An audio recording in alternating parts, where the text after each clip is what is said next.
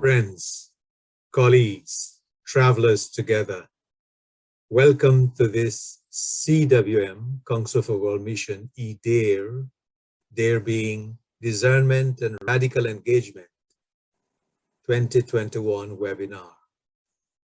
This is our 7th session on day 3 as we gather around the theme, Rise to Life, doing theology in public spaces or places. I am Michael Jagisar, one of CWM's mission secretaries, a minister and theologian currently located in the United Kingdom. We are delighted that you can join us across multiple time zones. Here in the UK, as in other parts of the world, all eyes are towards COP26, starting on Sunday. And the young people's timely reminder or charge, in the words of one of their main advocates, Greta Thunberg, is a reminder for us as well as we gather. It is time to move beyond blah, blah, blah, to move from rhetoric to action. eDARE advocates this. We talk, we are in conversation, but we are moving towards action. Doing theology in public spaces and places must include joining, for instance, protest insulate activists, as they are named in the UK, and such others in many parts of the world. Please note that this webinar is being recorded with the intention to edit and make it available at a later date. And as we welcome all of you in today's gathering and conversation, we have posed a couple of poll questions on your screen. Please take at most 30 seconds to answer these. Maybe you have been here before, but nevertheless, please do help us to answer these questions. We also like to encourage you that you can participate in the conversation by using the Zoom question and answer feature, or if you're viewing us through Facebook, that you can use the Facebook comments section to submit your questions or your comments for the panelists and for us as we engage in conversations after their presentation. I now would like to take this opportunity to introduce our panelists for today. You'll find their fuller biographies at the eDARE webpage, which will be placed in the Zoom chat and Facebook comment section. So there's a link to it. You click to the link and you can read all about them, learn more about their location, their work, their commitments. And the panelists, as I call their names, would be spotlighted so that you can see, if you haven't met them before, who they are. There'll be 3 presentations in this session. The first would be from Wanda Deifelt, followed by Karl James Villarmea, then Jasmine Devadason, and their presentations would be followed from a presentation from poet theologian Chad Rimmer, who will be reading his piece, What the Child Knows. Our listener for today is Samuel Moll.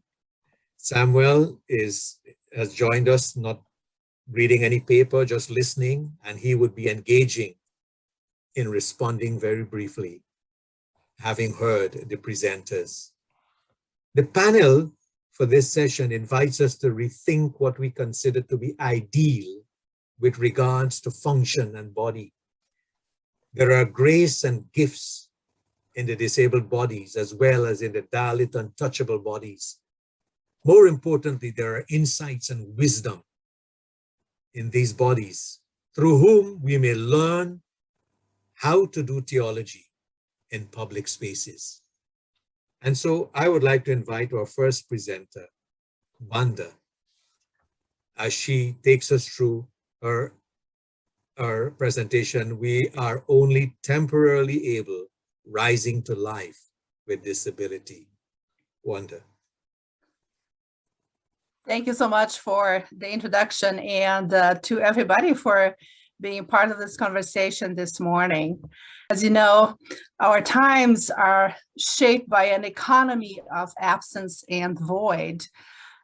We focus on what we lack, what we don't have, and seek to fulfill the physical and emotional emptiness with objects and material goods.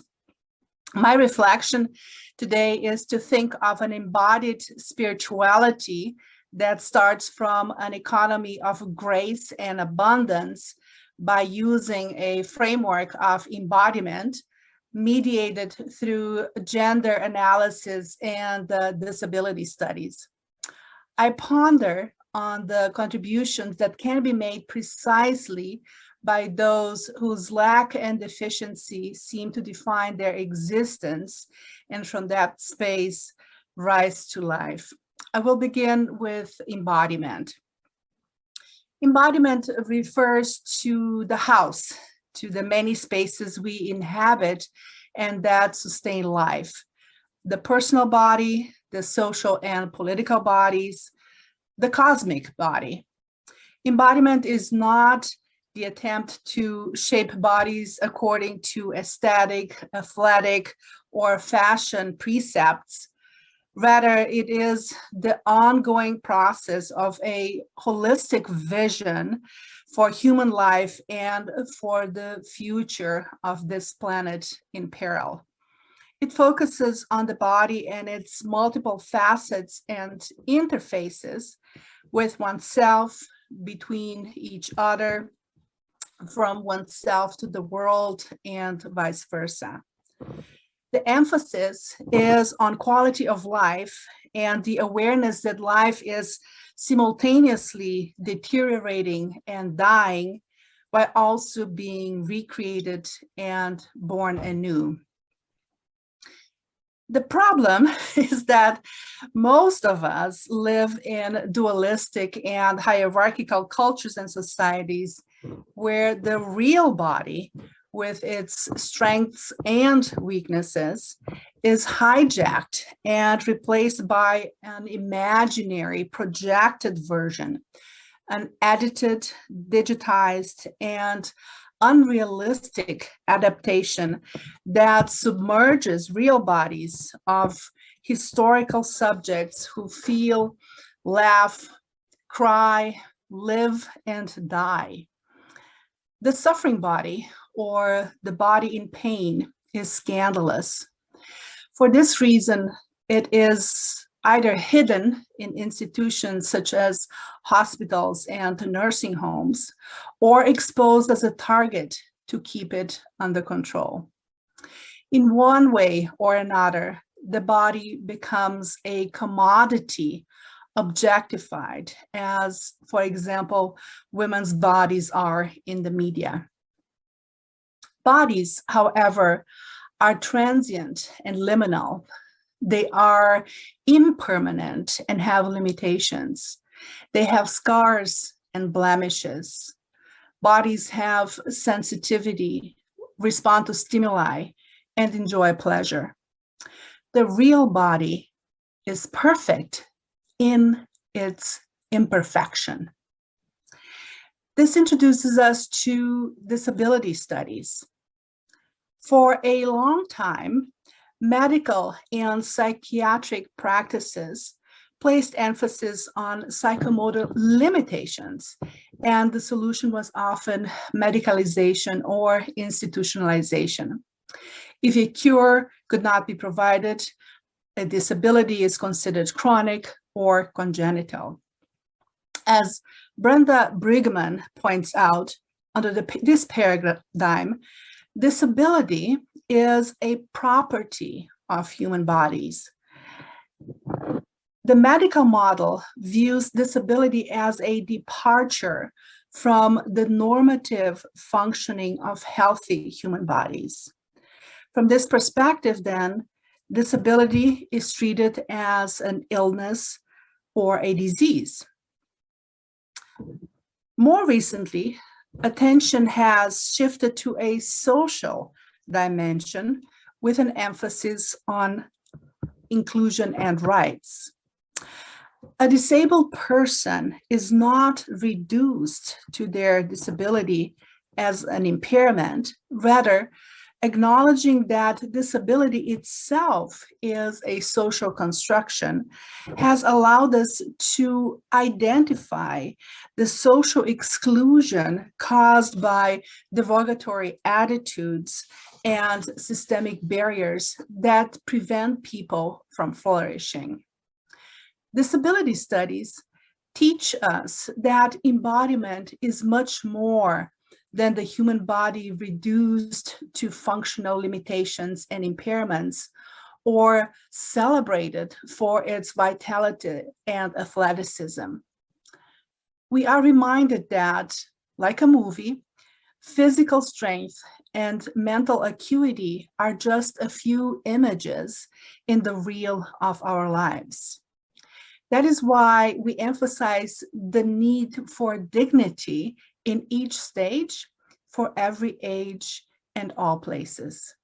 In other words, no human being can fit into the notion of a perfect body, and this relativizes all bodily forms, including the bodies of people with disabilities. What permeates our relationships is not the normative ideal, but the appreciation of real body, suffering, painful, but also happy and full of life. How we interact with disability in our world reveals the way we understand embodiment. One of the fallacies about human body is that it is like an unbreakable machine. They are resilient, yes, but they are also vulnerable. And it would do us good to realize that, in fact, we are only temporarily abled. Our individual bodies will not always be autonomous. The stability of our social and political bodies can be shaken by fascist authorities. The cosmic body, our ecosystems, are at risk in light of the omnicide caused by climate change. Well-being cannot be taken for granted. And this brings us to an embodied spirituality. It is possible to envision an embodied spirituality by reinterpreting our bodies as being only temporarily abled. We spend so much time trying to hide the places where we feel unsteady, covering our vulnerability as if it were a shame. The idea of a body and mind that never falter leads us to hide our frailties and weaknesses. We go to great lengths to try to look like we've got it all together, as if we did not need others to care for us. Conversely, in the name of this self-sufficiency, we also exempt ourselves from caring for others. Unfortunately, this applies also for the church, with a pressure to measure up to other members of the body of Christ. The church should be a place to be real and honest and vulnerable, where we embrace vulnerabilities and open ourselves up to God's wholeness. This is one of the contributions of disability studies. Everybody has disabilities because we are human, each one perfect in our imperfections. Some disabilities are visible, others invisible. An embodied spirituality takes us back to the present, to everyday life, teaching us that it takes a village to educate a child, a network to support and welcome those with special needs, and a whole world in search of the common good to save the planet we call our home. Thank you. Thank you very much, Wanda. That's a good start, an excellent start of our conversations that we're going to have. We are only temporarily able, as an entry point into understanding who and what we are and how we relate to and with each other, and how we then become spaces and places of generosity and moving towards the spirituality of generosity. I like your idea of locating embodiment in the house, the oikos, linking to ecology, to economy, and to the whole of creation. We shall hear more and we shall engage more with your thoughts. Our next presenter is Karl. Karl James. Hello, everyone. I'd like to thank CWM for this opportunity to engage everyone here in this platform to share some of my ideas and the works here in the Philippines, here in Dumaguete City, particularly. In this presentation, what I would just like to do is to offer some slides as a way to give you an idea about this paper in bullet points. And I'll just say a few things about this. And hopefully this will make sense at the end. Now, this paper is actually inspired or necessitated by my experience here, with my experience here in Dumaguete. I am a union officer. And so this question of police spaces, restricted movements are really crucial for me, especially in labor work, right? And this is also the case with my students, my queer activist students here in the campus, who always report to me that they are constantly being monitored and profiled in their work, in activism, and especially in their lives as they continue to engage in peasant farmers here in Negros Oriental. So this is the starting point as I also think about these police spaces, restricted movements, and regulated relations in this time of pandemic, thinking with Myra Rivera and Catherine Keller and Marcela Althubas-Reed.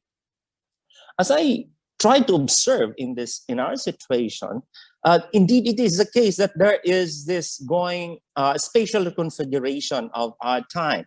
And especially I notice the re-emergence of nation state that is that is in conjunction with the rise of populist authoritarianism here in the Philippines by our president by the name of Rodrigo Duterte. And this is, of course, driven by interesting religious, perhaps you can see this all over the map, religious apocalypticism and populism. And for me, what is important in this particular situation that we find ourselves in, particularly in relation to my work and my friends here in Dumaguete, is the way in which this particular phenomena intensifies violence against women and lethalize further these weapons that we use to assault against the environment or marine life, as I will indicate in my presentation later. Catherine Keller calls this our collective Earth moment, although he's also referring particularly here in the situation in the US, but I think this is now, in fact, the case. The book was written in 2015, but this is, I think, at this time, in this pandemic, the way in which he describes this particular moment for us is, for me, resonated deeply in my particular location. Now, what I would like, as I have mentioned, to mention here is the locale, because in political theology, we talk about sovereign power at the center, at the top.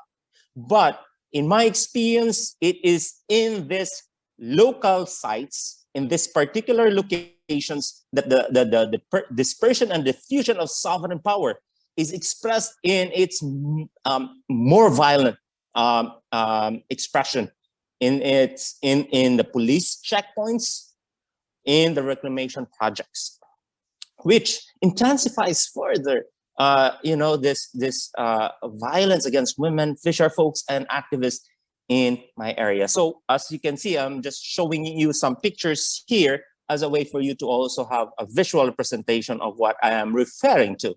So checkpoints, look at the checkpoints. It is as if, COVID-19 will be killed by guns, right? You can see these checkpoints all over here in the Philippines.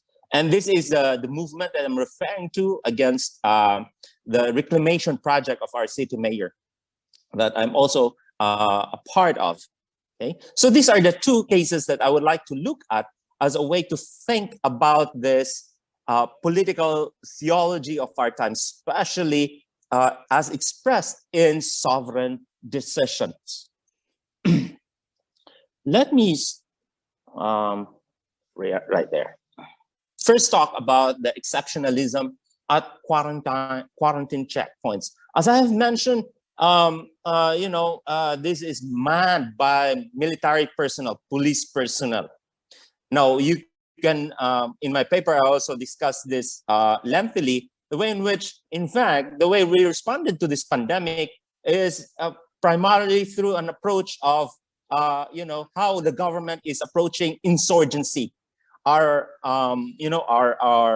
agency that leads in this particular governmental response is headed by a retired military general. And in the IATF, this is the committee, the interagency task force. There are actually 5 generals in this task force. And interestingly and suggestively, there are no women in this committee, visible part of this committee.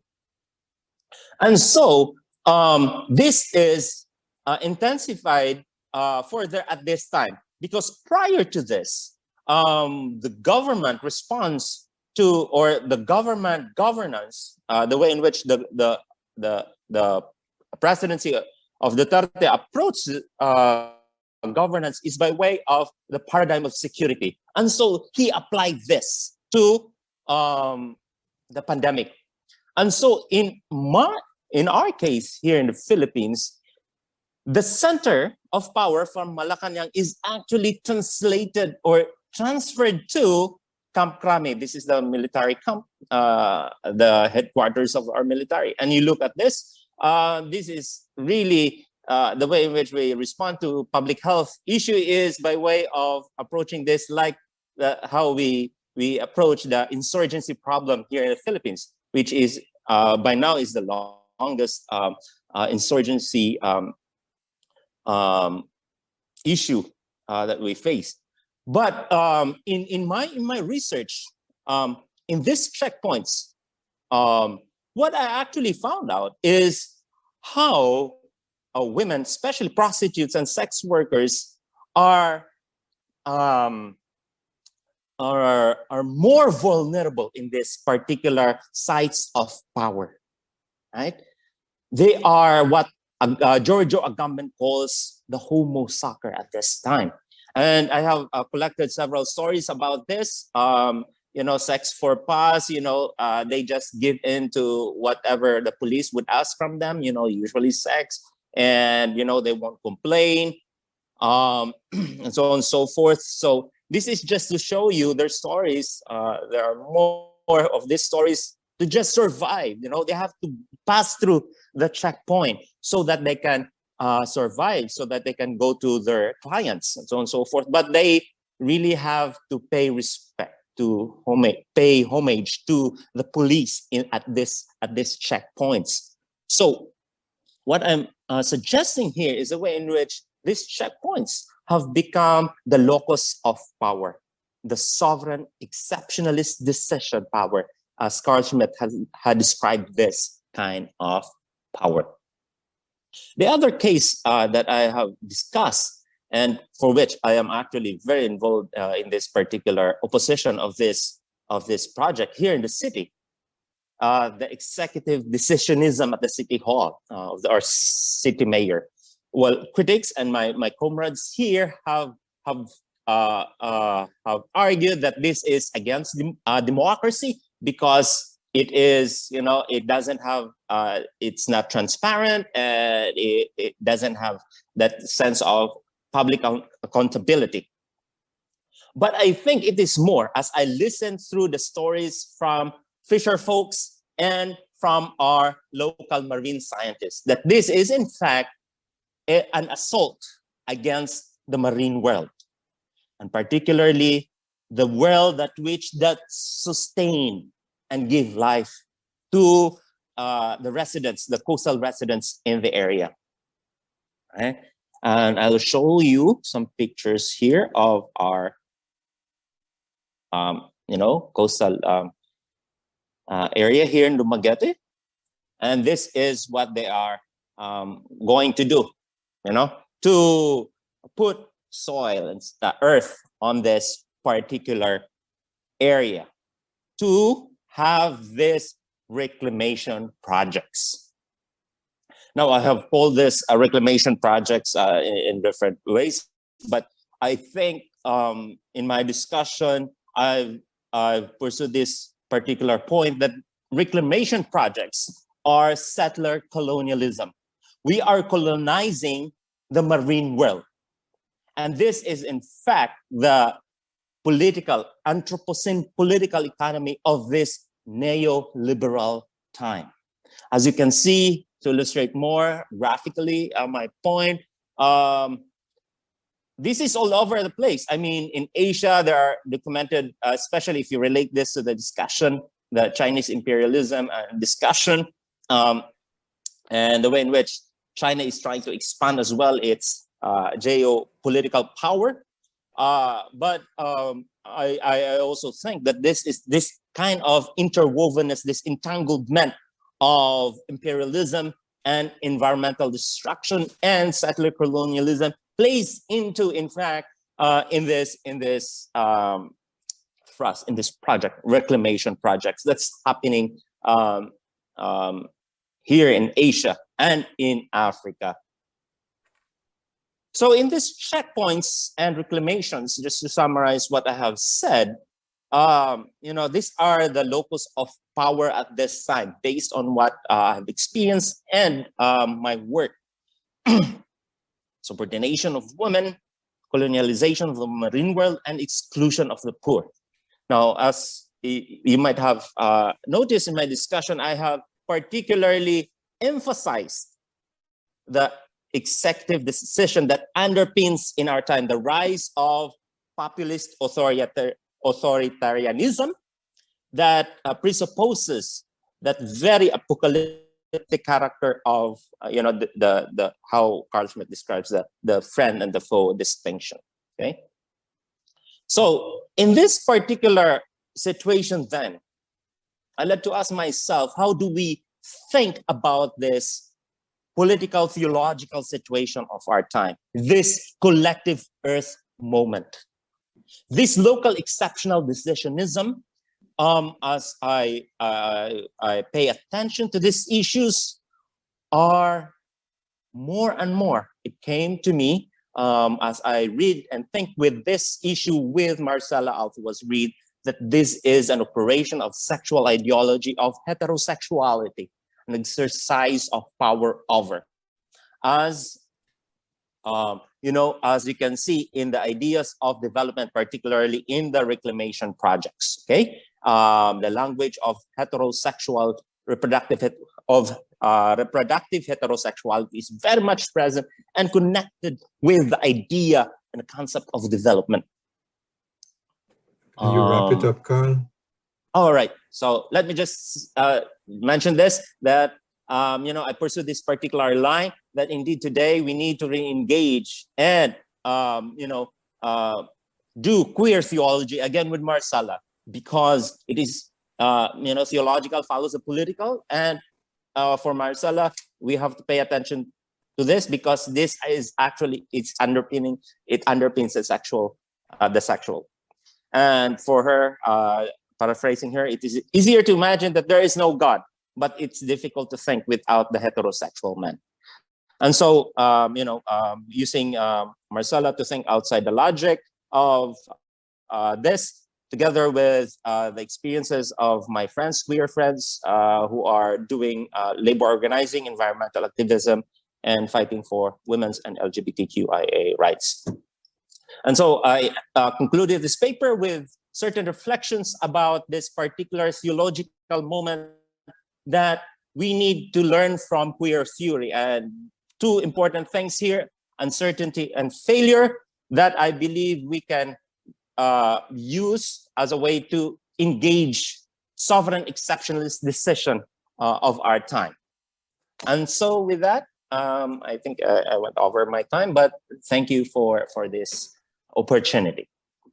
Thank you very much, Karl. There is much there that you have given us to reflect upon, and the connections between Marcella's work and other queer colleagues, theologians, and it's linked to the current pandemic, but also exceptionalism, how democracy is threatened, and what spaces we need to inhabit, and how spaces can be inhabited and are being inhabited by a heteronormative way that we need to challenge and question. We'll pick up some of that in our conversation later on. So can I move on quickly to our next speaker, Jasmine Devadason? Jasmine, over to you.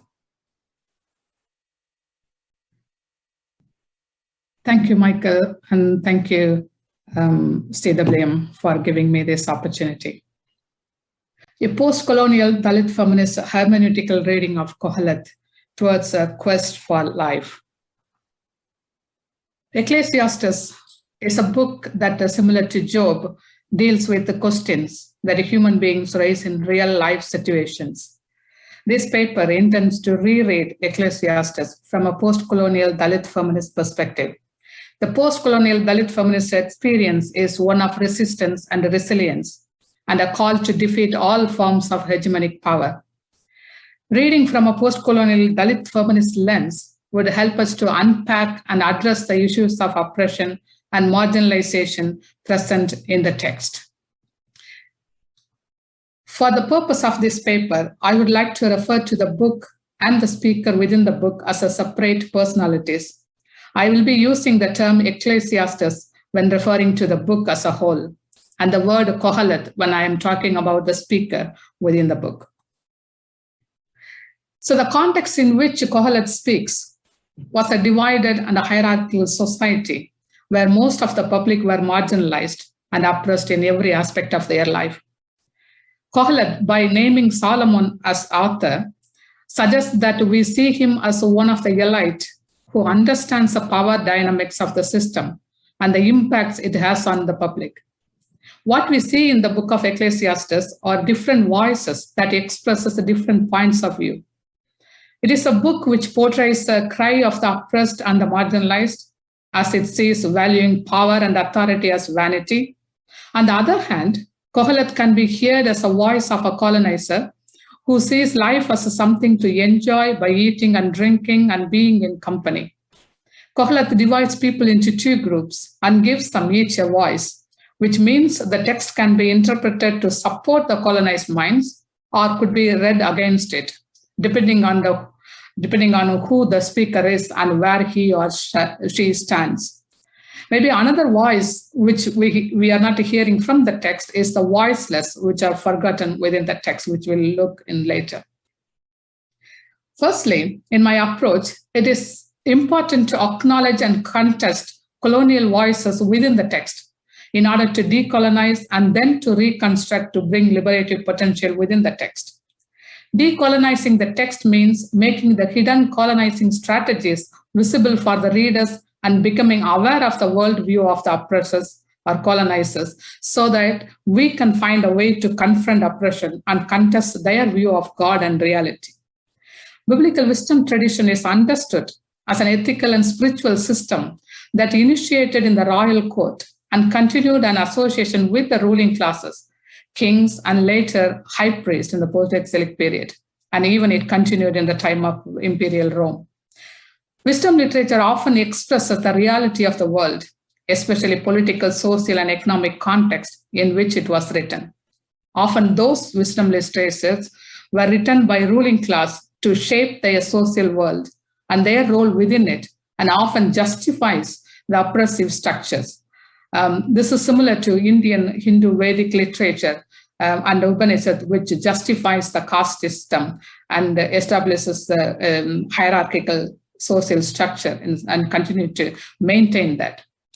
The first few chapters of the book of Ecclesiastes set the tone of a ruler who enjoyed his wealth, privilege, and power, and is now at the stage where he finds them all meaningless.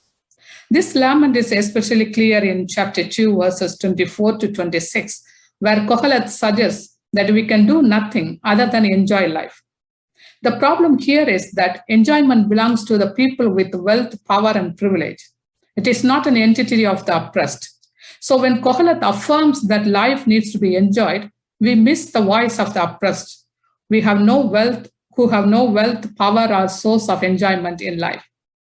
The sentence, gathering and heaping is done for others' benefit, in chapter 2, verse 26, would suggest that the advice of Qoheleth is to keep the community as it is and maintain the hierarchical structure that existed at that time.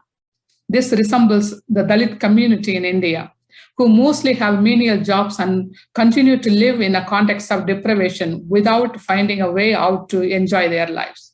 And the caste system justifies the structure and forces them to stay in that situation throughout their life.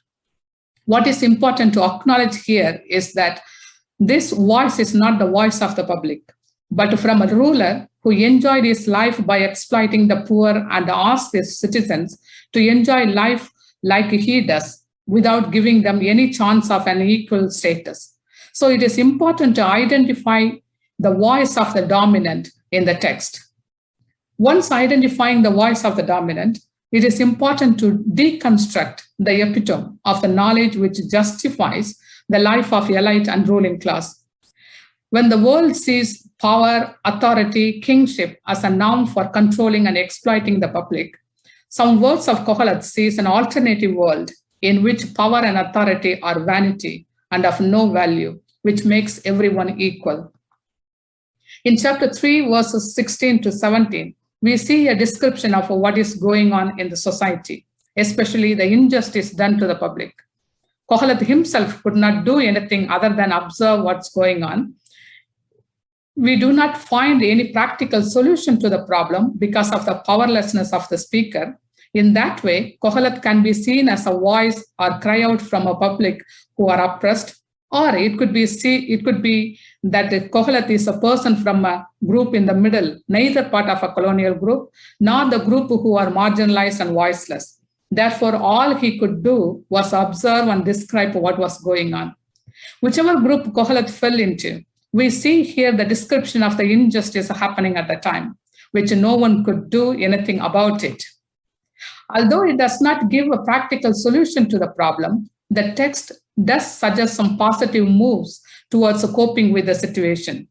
There are a few points of note here for the purpose of moving forward in terms of post-colonial reading.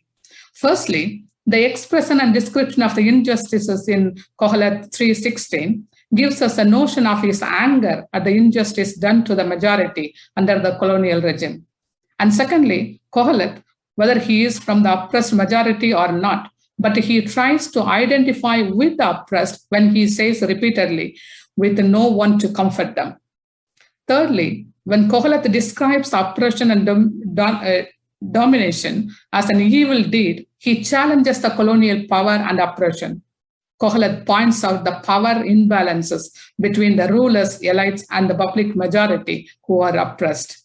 Qoheleth also critiques the religious practices of that time, which exploited the poor and worked in favor of the colonial rulers and the elite, mainly the high priest who controlled the religious and political affairs in the post-exilic period.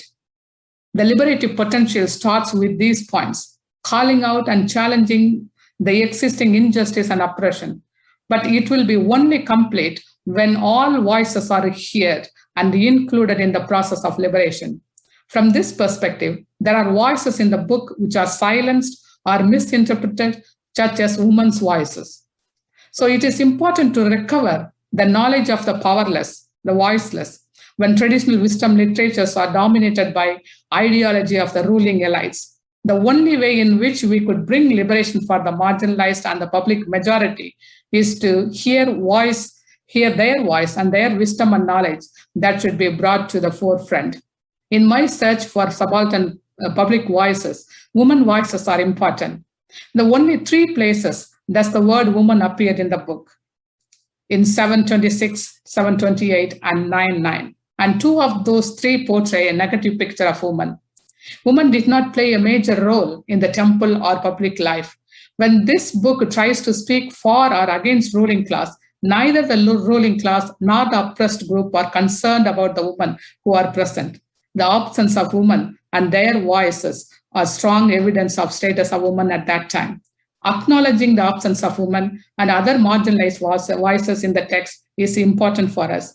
When the reconstruction and rereading happens, the voices that are not represented in the text would not be ignored. So in conclusion, Qoheleth is already deconstructionist in many ways. It deconstructs hierarchy by questioning many of the divisions that often hierarchical relationships present in the world, such as stability, instability, rich, poor, male, female, power, powerless. In a way, Qoheleth's voice is revaluing Solomon's role as leading to vanity. In that way, the Solomon of the past not only has a reconstructed legacy, but from the perspective of Qoheleth, Solomon can also provide recommendations for survival, self-monitoring, and quiet resistance that will promote and well-being of those in the 3rd century Ptolemaic Judah and even for today. Most importantly, knowledge and wisdom needs to be reclaimed and recovered by bringing the knowledge and wisdom of the oppressed community, mainly the Dalit community in India. Thank you. Thank you very much, Jasmine. There are lots there also from your presentation for us to wrestle with. I mean, what grabbed me, among the many other things that grabbed me from your presentation, the other presentation, is I'm asking myself, who can enjoy, who enjoys, and who determines who can enjoy, and how there are different ways in which the shit stem has a way of keeping in place the dominant. And so the voice of the dominant, even including the high priest of hermeneutics, how they continue to also maintain the dominant and the domination within the text. So there is much here for us to chew on, and we're going to engage with you, and you would engage with your colleagues as we continue the conversation. Thank you. So we listen to Chad. Chad would dare us to listen with his poem. Thank you, Michael. And What the Child Knows is a poem that does highlight a connection between theopoetics and embodied epistemologies that we're talking about.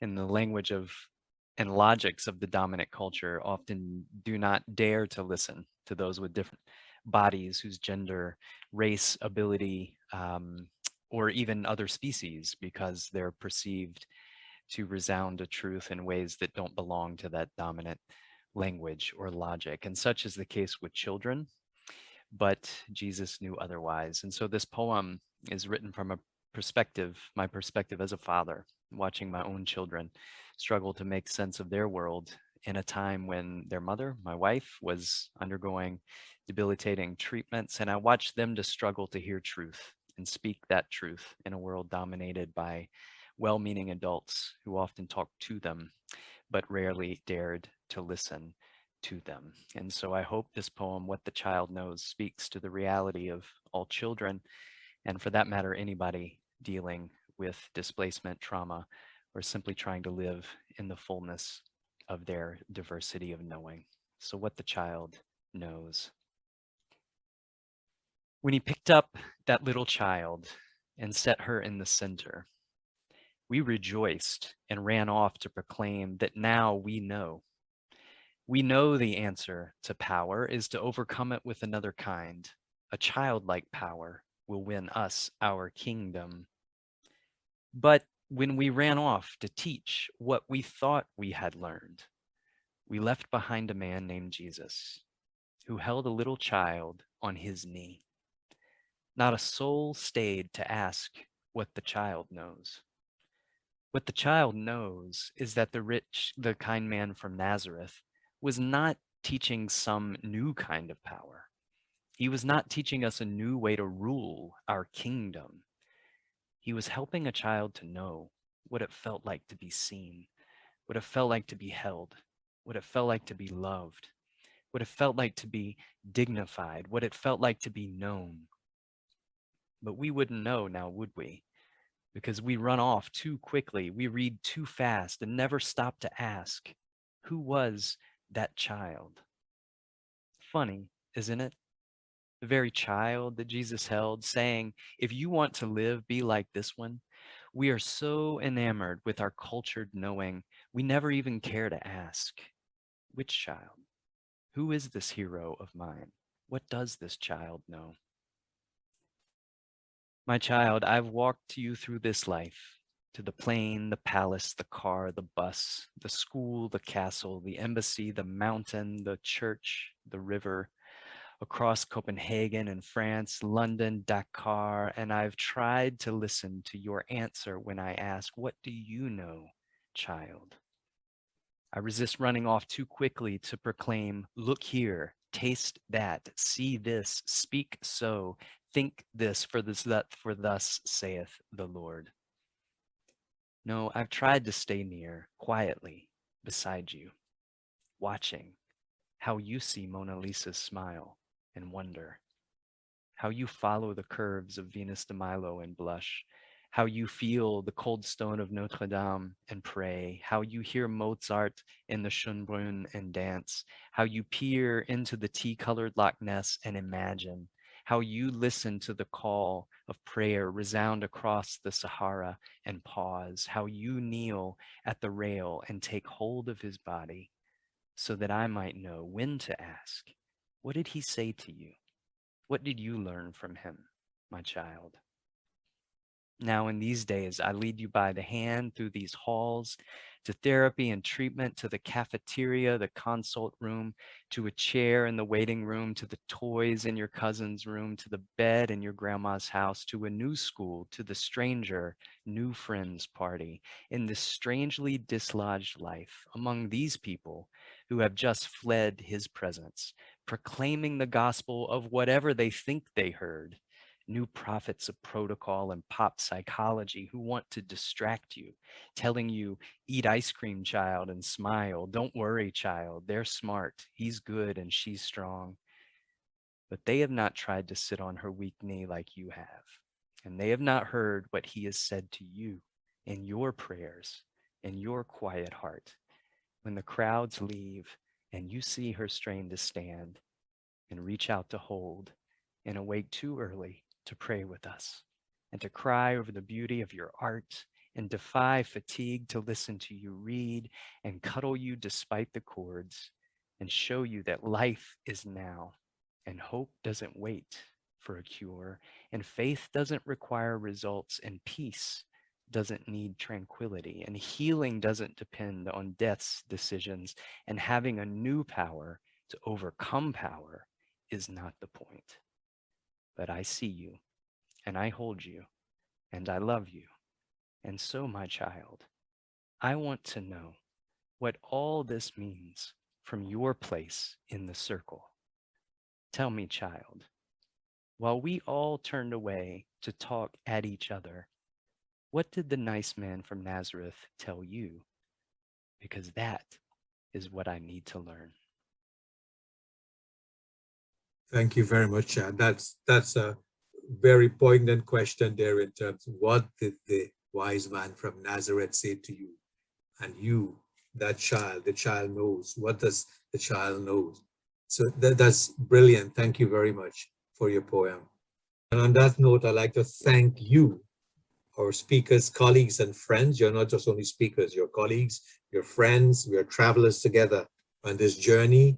And we'd like to thank you for your input, and of course, our listeners who have been journeying with us and who have been engaging and who have also been wrestling with some of the questions and your own presentations and wrestling, affirming, and being stimulated.